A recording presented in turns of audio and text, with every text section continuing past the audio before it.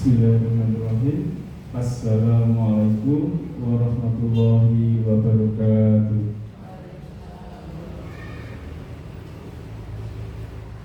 Yang saya hormati Bapak Agus Prianto selaku Kepala Sekolah SDN Bratan 3. Yang saya hormati Bapak Ibu Guru dan karyawan SDN Bratan 3.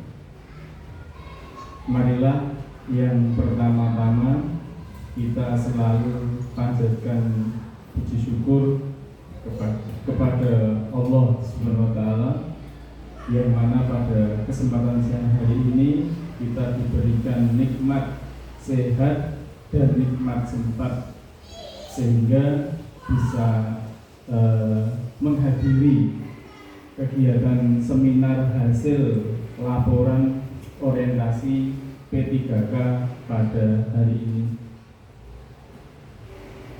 Pada kesempatan hari ini saya sebagai pembawa acara pada laporan orientasi pengenalan nilai dan etika pada instansi pemerintah dengan perjanjian kerja atau P3K di SDN Bratan 3 Kota Surakarta tahun 2024 akan saya bacakan susunan acaranya. Yang pertama adalah pembukaan, yang kedua paparan materi oleh Ibu Ayu Nurul Janah SPD, kemudian acara berikutnya sesi tanya jawab, dan acara yang terakhir yaitu penutup. Untuk itu marilah Bapak Ibu memasuki acara yang pertama. Kita buka dengan bacaan basmalah bersama-sama. Bismillahirrahmanirrahim. Semoga dengan bacaan basmalah tadi, kegiatan seminar hari ini yang akan disampaikan oleh Bu Ayu bisa berjalan dengan lancar sampai dengan akhir nanti. Berikutnya acara yang kedua yaitu paparan materi oleh Ibu Ayu. Waktu dan tempat kami persilakan.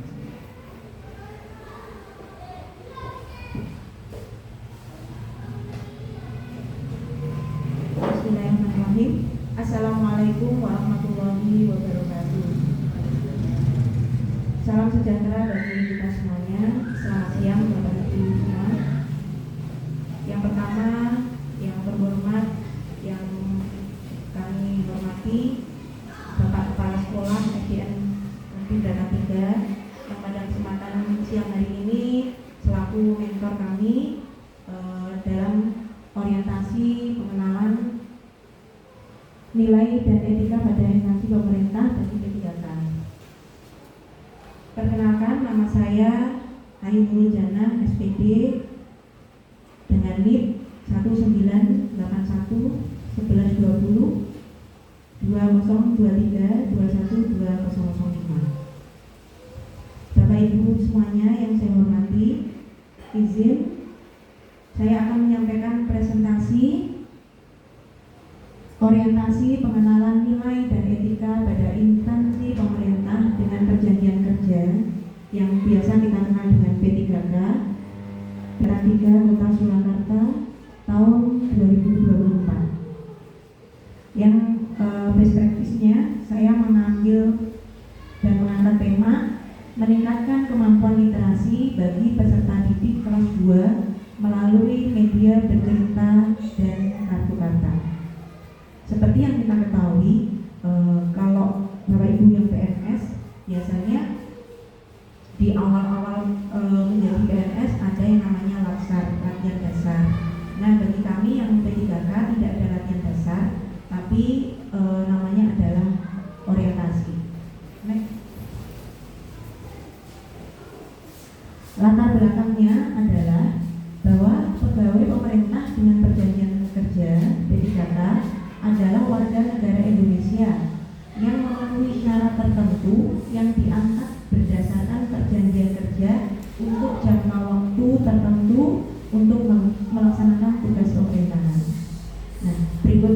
sesuai dengan Peraturan Lembaga Administrasi Negara Nomor 15 Tahun 2020 bahwa P3K itu harus melaksanakan orientasi adalah tentang kebijakan administrasi untuk meningkatkan kemampuan dan profesionalitas P3K di lingkungan Dinas Pendidikan Kota Surakarta. Pegawai baru harus mengikuti pelatihan atau orientasi sebelum ditempatkan di unit kerja agar siap melaksanakan tugas dan tanggung jawab. Nah, adapun kegiatan orientasi ini bertujuan agar peserta mampu memahami program orientasi dan mengenal nilai serta etika instansi pemerintah, dan peserta mampu mengimplementasikan hasil orientasi dan melaksanakan tugas secara profesional sebagai pelayan masyarakat. Bapak Ibu semuanya, adapun jadwal orientasi kami itu sudah berjalan kurang lebih 1 bulan, dimulai dari tanggal 3 September kemarin pembukaan, dan pembukaan itu dilakukan secara Zoom. Kemudian ada sebagian dari teman-teman kami yang menjadi perwakilan untuk pembukaan di Balai Kota. Selanjutnya rangkaian acaranya dilanjutkan dengan kegiatan orientasi, yaitu belajar secara mandiri tetra andragogi lewat LMS Soloasis, yaitu dimulai tanggal 20 sampai tanggal 26 September. Setelah kami belajar secara mandiri, semua materi video yang tersedia di LMS Soloasis, kemudian di tanggal 30 dan tanggal 1 Oktober tanggal 30 dan 1 Oktober ada evaluasi akademik yang dilakukan secara daring dari Zoom. Kami mengerjakan di LMS, kemudian diawasi dari Zoom oleh pengawas dari BKPSDM. Masih berlanjut kegiatannya, yaitu tanggal 2, 3 sampai tanggal 9 itu kegiatan orientasi tempat kerja, di mana kami dengan bimbingan Bapak Mentor kami, terima kasih Bapak Agus Pianto, sudah membimbing kami selama orientasi di tempat kerja di SDN Belakang 3 ini. Dan selama orientasi ini kita juga dituntut untuk membuat laporan serta mempersiapkan seminar. Dan goalnya adalah hari ini kita melaksanakan seminar sesuai jadwal yang sudah ditetapkan oleh BKPSDM. Nah, hasil dari kami belajar tentunya sebagai ASN kepanjangan tangan pemerintah, kita harus tahu, harus paham, yang minimal tahu tentang visi misi Kota Surakarta. Adapun visi misi Kota Surakarta adalah visi terwujudnya Kota Surakarta sebagai kota budaya yang modern, tangguh, gesit, kreatif, dan sejahtera. Dari visi yang ada kemudian dijabarkan menjadi misi. Ada misi Kota Surakarta yang pertama adalah meningkatkan kualitas kesehatan masyarakat yang berkelanjutan, kemudian memperkuat pertumbuhan ekonomi yang adaptif dan berkelanjutan. Yang ketiga, mewujudkan tata ruang dan infrastruktur kota yang mendukung pemajuan kebudayaan dan pariwisata berkelanjutan. Kemudian yang keempat, meningkatkan kualitas dan daya saing pemuda dan masyarakat umum di bidang pendidikan, ekonomi, seni budaya, dan olahraga. Misi yang kelima adalah mengembangkan tata kelola pemerintahan dan pelayanan publik yang gesit dan kolaboratif berdasarkan semangat gotong royong dan kebinekaan.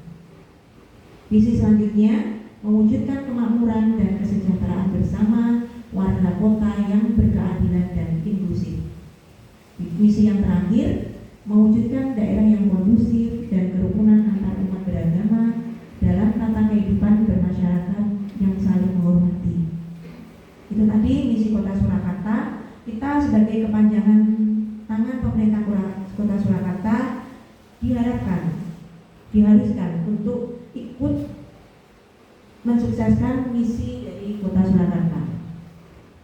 Nah, selanjutnya adalah struktur organisasi dan tata kerja Kota Surakarta. Atasan kita langsung tertinggi di Kota Surakarta adalah Wali Kota dan Wakil Wali Kota. Kemudian ada DPRD-nya, ada Sekretaris Daerah, kemudian ada Inspektorat Dinas Daerah, Badan Daerah, Sekretaris DPRD, kemudian ada Kecamatan Kelurahan. Nah, kita guru itu berada di bawah Dinas Daerah. Nah, sebagai P3K kita juga punya kewajiban yang harus hukumnya wajib untuk menaatinya. Yang pertama adalah setia dan taat pada Pancasila, Undang-Undang Dasar Negara Republik Indonesia tahun 1945, Negara Kesatuan Republik Indonesia, dan pemerintah. Yang kedua, menjaga persatuan dan kesatuan bangsa, kemudian melaksanakan kebijakan yang ditetapkan oleh pejabat pemerintah yang berwenang. Kemudian kita juga harus menaati peraturan perundang-undangan dan melaksanakan tugas kedinasan dengan penuh pengabdian, kejujuran, kesadaran, dan tanggung jawab. Kewajiban yang keenam adalah menunjukkan integritas dan keteladanan dalam sikap, perilaku, ucapan, dan tindakan kepada setiap orang, baik di dalam maupun di luar kedinasan. Yang ketujuh, kita harus menyimpan rahasia jabatan dan hanya dapat mengemukakan rahasia jabatan sesuai dengan ketentuan peraturan perundang-undangan. Dan kewajiban yang terakhir adalah bersedia ditempatkan di seluruh wilayah Negara Kesatuan Republik Indonesia. Jadi kita tidak bisa milih kita mau ditempatkan di mana. Kita harus menurut aturan dari pemerintah. Nah, karena kita guru, ASN, P3K, dan PNS berada di bawah naungan Dinas Pendidikan Kota Surakarta, tentunya kita juga harus tahu dan paham visi misi Kota Surakarta. Visi dinas, maksudnya Dinas Pendidikan Kota Surakarta ya. Visinya adalah yang pertama, visinya terwujudnya layanan pendidikan yang bermutu dan paripurna. Visi tersebut dijabarkan ke dalam misi, ada 3 misi di Dinas Pendidikan Kota Surakarta. Yang pertama, meningkatkan keterjangkauan dan perluasan layanan pendidikan yang bermutu dan paripurna. Kemudian misi yang kedua, meningkatkan keterjangkauan dan perluasan layanan pendidikan yang paripurna, serta meningkatkan sumber daya aparatur yang membidangi pelayanan. Itulah misi dari Dinas Pendidikan Kota Surakarta. Adapun struktur organisasi dan tata kerja SOTK-nya di Dinas Pendidikan Kota Surakarta seperti yang ada di tayangan, ada kepala dinas. Kemudian kita, karena kami berada di ngajar di SD, maka kita di bawah naungan bidang pendidikan sekolah dasar. Seperti ini untuk struktur organisasinya, bisa dilihat. Nah, dari Kota Surakarta kemudian ke Dinas Pendidikannya, kemudian diturunkan lagi, lebih mengerucut lagi, karena kami berada di SDN Beratan 3, maka nilai dan etika SDN Beratan 3 Surakarta kita juga harus memahami misi, visi serta misi di sekolah kita tercinta. Visi SDN Beratan 3 adalah terwujudnya peserta didik yang berkarakter pelajar Pancasila, yang berakar pada budaya bangsa dan berwawasan lingkungan berdasarkan iman dan takwa. Itu visi sekolah kita. Dan untuk menjabarkan visi itu agar terlaksana, maka ada misi yang sudah ditentukan di SDN Beratan 3 Kota Surakarta, yaitu yang pertama, menyelenggarakan sekolah yang aman, sehat, dan menyenangkan bagi siswa. Kemudian yang kedua, meningkatkan pemahaman, penghayatan, dan perilaku yang mencerminkan budi pekerti luhur. Yang ketiga, mengembangkan budaya disiplin, bersih, ramah lingkungan, dan meningkatkan wawasan kelestarian lingkungan hidup untuk mencapai keserasian dan keseimbangan lingkungan hidup. Yang keempat, menciptakan siswa yang berperilaku dan berpola pikir sesuai dengan nilai-nilai budaya bangsa Indonesia. Selanjutnya yang kelima, menciptakan siswa yang cerdas dan berperilaku terpuji untuk keseimbangan pencapaian ilmu pengetahuan teknologi atau yang kita singkat IPTEK dengan landasan iman dan takwa, intaknya. Nah, Bapak Ibu semuanya, dari orientasi yang sudah kita pelajari selama sebulan ini, kita juga diharuskan untuk melakukan best practice yang apa yang sedang kita lakukan di tempat kerja kita.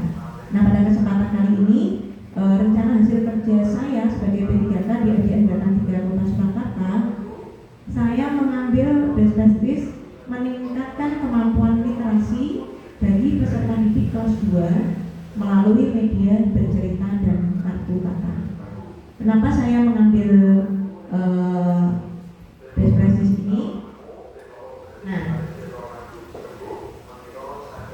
praktek baik saya ini saya lakukan di kelas 2 dengan materi bagaimana mengenalkan cara membaca yang asik dan menyenangkan.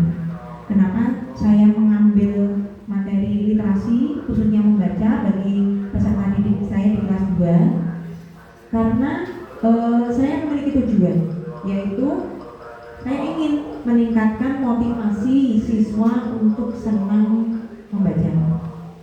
Dimana karena yang saya amati, murid saya di kelas 2 ini minat membacanya masih kurang, masih rendah. Kemudian jangankan minat baca masih rendah, anak-anak yang belum bisa baca pun masih banyak. Nah, dalam melakukan best practice ini, saya menggunakan metode STAR, yaitu situasi, tantangan, aksi, dan refleksi. Seperti ini urut-urutannya Bapak Ibu. Situasinya adalah kondisi yang menjadi latar belakang masalah. Kenapa saya mengambil ini? Karena seperti yang saya sampaikan tadi, di kelas 2 murid-murid saya banyak siswa kelas 2 yang belum tuntas membaca.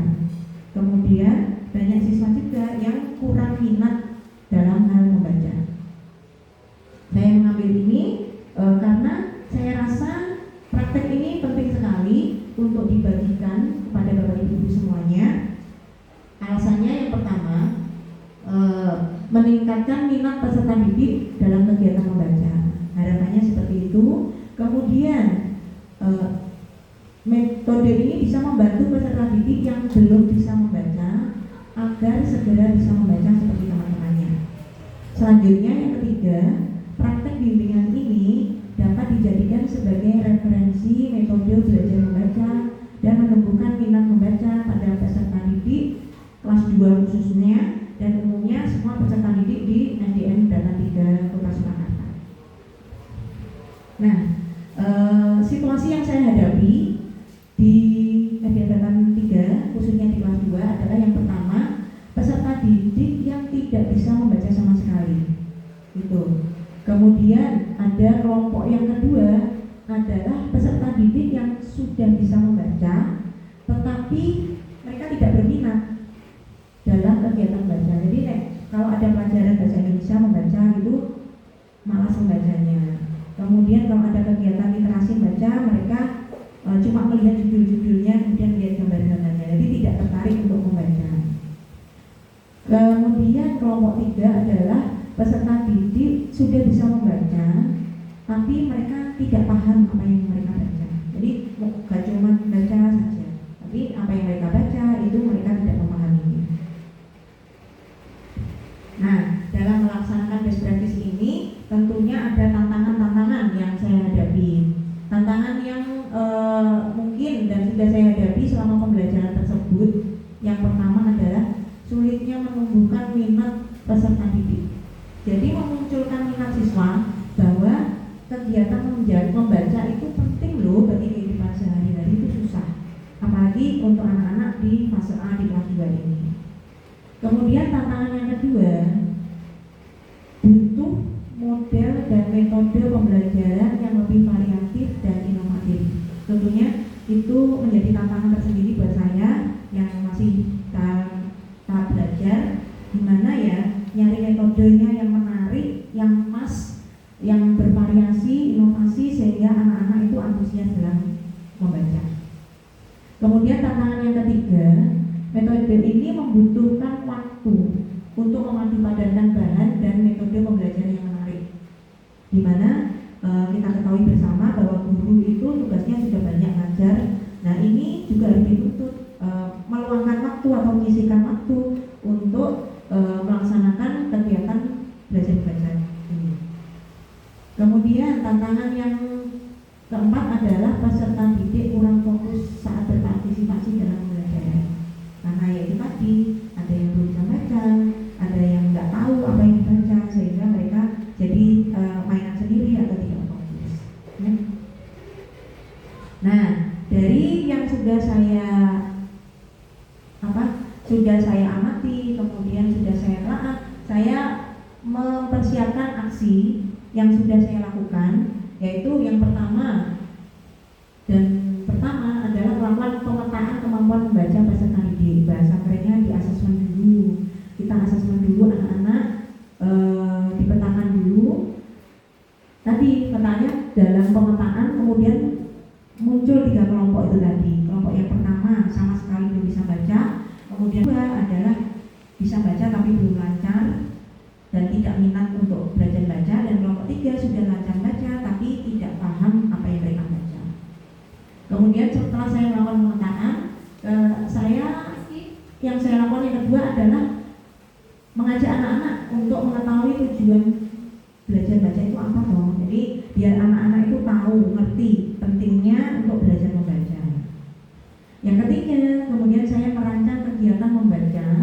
Di sini kegiatannya saya bagi dalam empat kegiatan. Yang pertama adalah kegiatan harian, di mana ini saya lakukan setiap hari, yaitu saya menyebutnya sebagai sarapan pagi. Sarapan pagi itu mendengarkan cerita dan baca aku.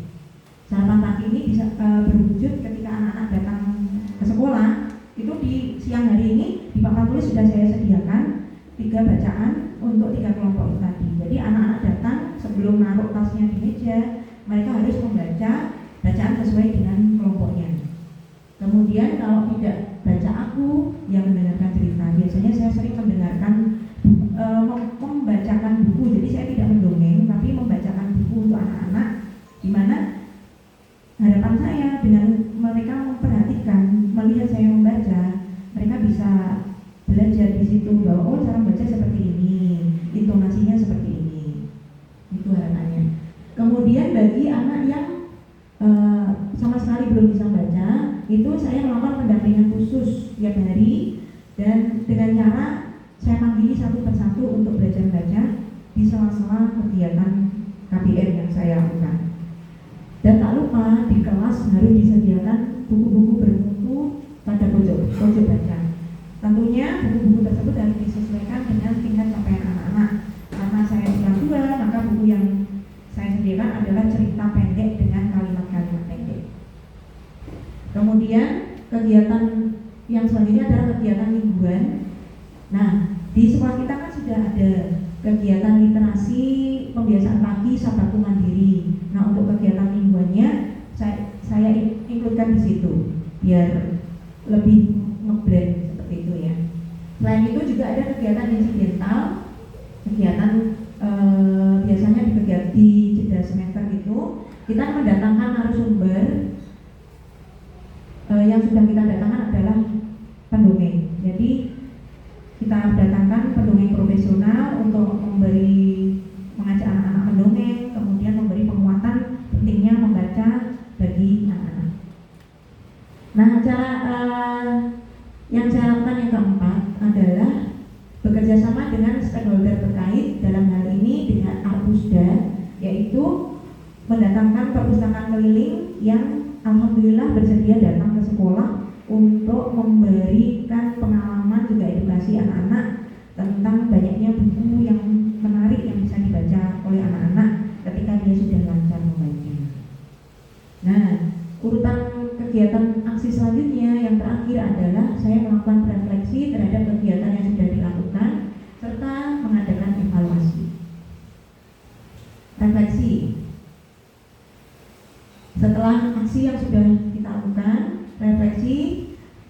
didik secara bertahap bisa membaca dengan lancar dan benar. Alhamdulillah.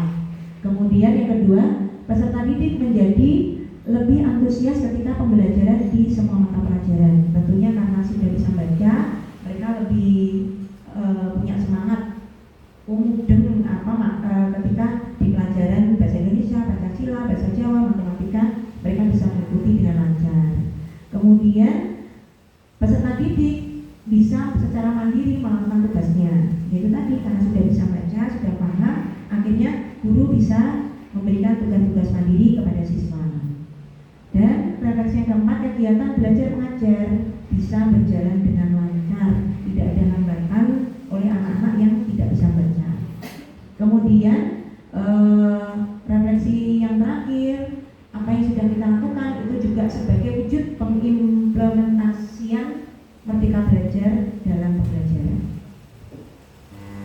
Nah, setelah kegiatan itu, evaluasi yang saya lakukan, ternyata didapati ada beberapa anak yang setelah diberi intervensi dan pendampingan secara klasikal maupun individu, tapi ada yang belum menunjukkan perubahan dan peningkatan yang berarti, sehingga guru melakukan pengamatan lebih lanjut, dan dari hasil pengamatan tersebut diketahui memang anak tersebut istimewa, memang berbeda dari temannya.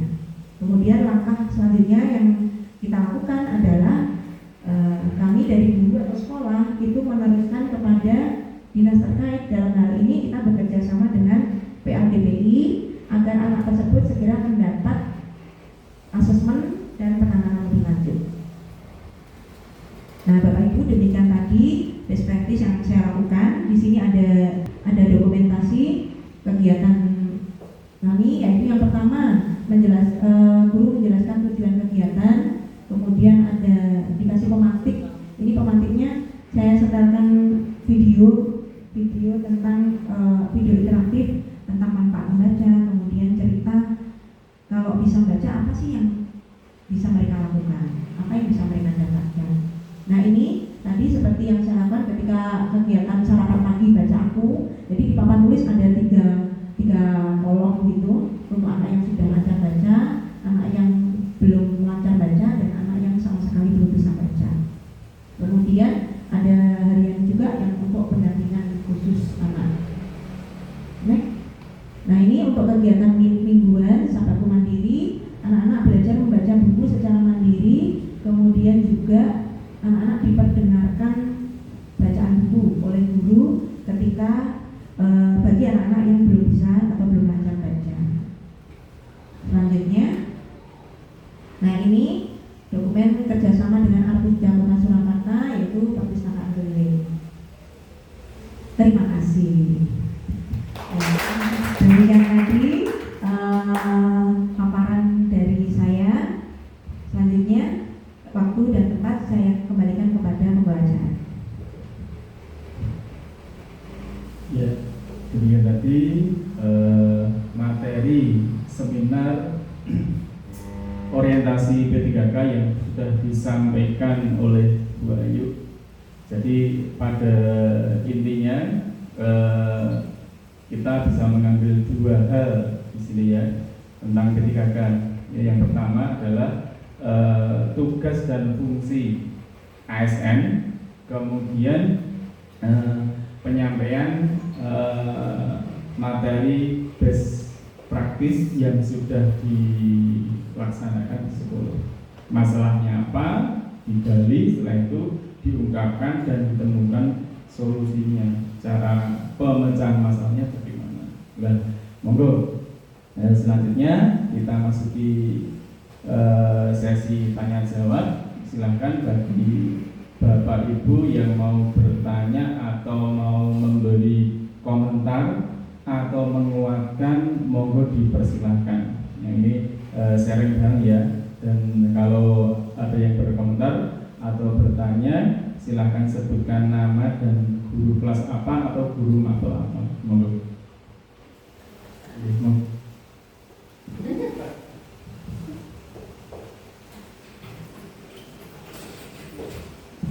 Ya, terima kasih untuk waktu yang diberikan.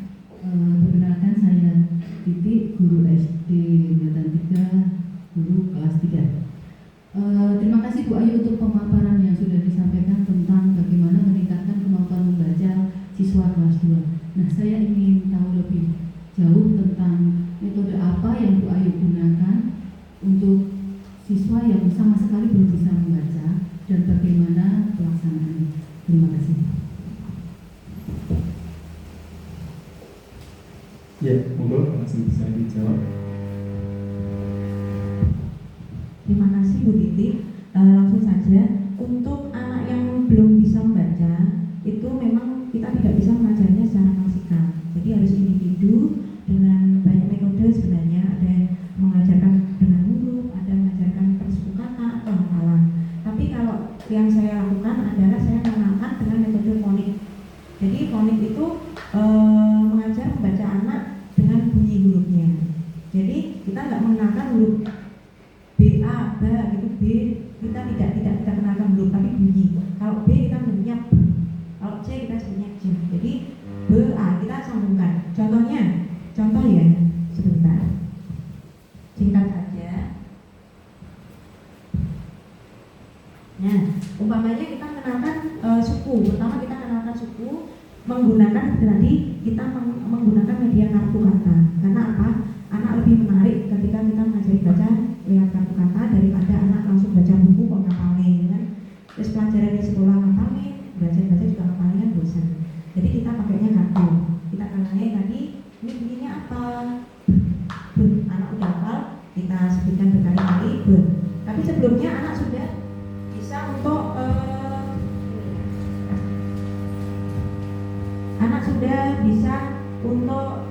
A, I, U, E, U-nya, huruf vokalnya. Jadi udah tahu huruf A. Jadi B temennya A. Jadi kita nyebutnya. Ini A-nya diam. B, A. B, A. Jadinya pelan. B, A. B dan A. Cepat. B, A. B, A. B, A. B, A. B, A. Ketika cepat akan ketemu bunyi B. Jadi anak diajak berpikir, oh B sama A. B, A. B. Kenapa kita ajarkan seperti itu? Yang seperti yang saya sebutkan tadi, tidak semuanya anak adalah anak-anak yang reguler normal, tapi ada beberapa anak yang istimewa.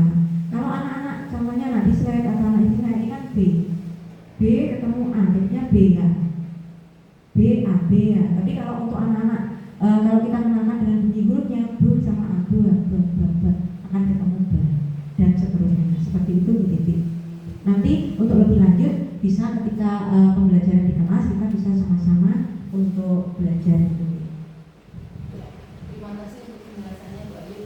Kalau boleh saya menyarankan, tadi kan terkadang anak-anak itu merasa bosan kalau hanya membaca terus-menerus. Nah, akan lebih menyenangkan bagi anak-anak kalau misalnya kita juga menggunakan teknologi, karena teknologi itu sekarang ini kan berkembang sangat pesat. Jadi anak memanfaatkan teknologi itu untuk hal yang positif, misalnya di game-game edukasi. Nah, di game edukasi itu ada aplikasi namanya belajar membaca atau membaca dengan tepat seperti itu. Jadi anak tidak merasa dia sedang belajar, dia merasa seperti bermain, tapi secara tidak langsung anak ternyata belajar membaca. Jadi anak tidak bosan dan itu tentu lebih menarik untuk anak-anak, lebih menyenangkan. Namun juga kita harus berhati-hati karena yang namanya teknologi itu kan kayak pisau bermata dua ya. Jadi kalau tidak bijak menggunakan maka malah akan berdampak negatif bagi anak. Jadi Bu Ayu perlu bekerja sama dengan orang tua di rumah. Jadi belajar membacanya tidak hanya di sekolah tapi juga di rumah dengan menggunakan aplikasi seperti itu tadi, tentunya dengan pendampingan orang tua. Atau ketika di sekolah bisa juga dengan menggunakan teknologi, misalnya memperlihatkan video-video dongeng yang menarik untuk anak-anak, yang dimana di video itu di bawahnya ada bacaannya. Jadi ketika anak melihat dongeng itu sekaligus juga mereka, oh ternyata bacaannya seperti ini. Jadi secara tidak langsung mereka belajar membaca. Itu saja yang bisa saya sampaikan. Mudah-mudahan nanti bisa dipraktekkan juga untuk siswa kelas 2. Terima kasih.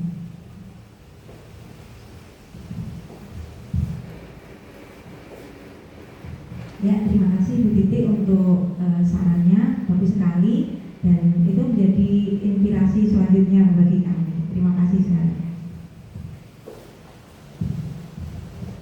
Ya, terima kasih Bu Titi dan Bu Ayu sudah memberikan wawasan pengetahuan yang penting bagi kita. Ternyata segala macam permasalahan di kelas, kalau ditemukan metode yang tepat, metode yang efektif, maka akan tercapai tujuan pembelajaran dengan baik.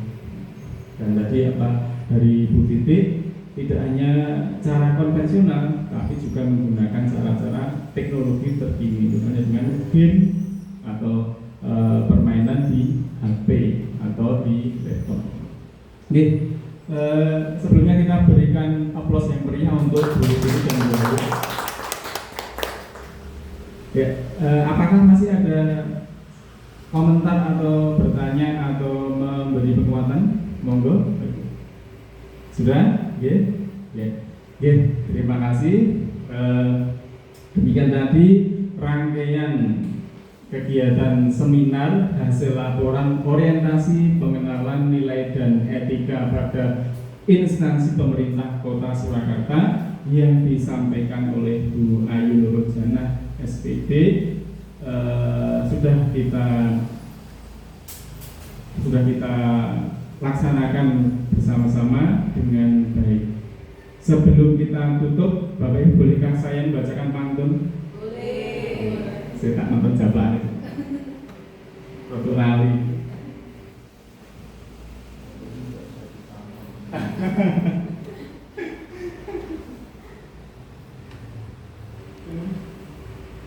Ya. Sayur bayam enaknya dikasih togi. Cakep. Rating kiri malah belok kanan. Cakep. Kalau lulus BPG, Bu Fitri mau ngajak makan-makan.